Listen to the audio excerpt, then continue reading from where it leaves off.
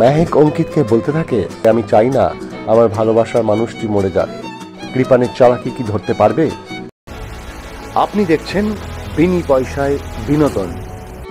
কৃপান আর মেহেকের বিয়ে। তারা এসে উপস্থিত হলো মুখার্জি পরিবারে।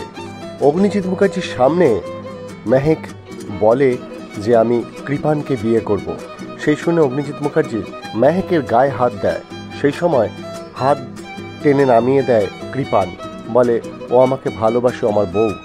তারপরই কৃপানকে নিয়ে যখন মেহেক বাইরে যায়, গীতাই সব কিছু শুনছিল এবং লক্ষ্য করছিল আর ভাবছিল যে কি হতে চলেছে, আসল সত্যটা কোথায়। হঠাৎ কৃপানের কাছে ফোন আসে, সেই ফোন দেয় মেহেককে। মেহেক অঙ্কিতকে বলতে থাকে, আমি কৃপানকে ভালোবাসি এবং কৃপানকেই বিয়ে করব।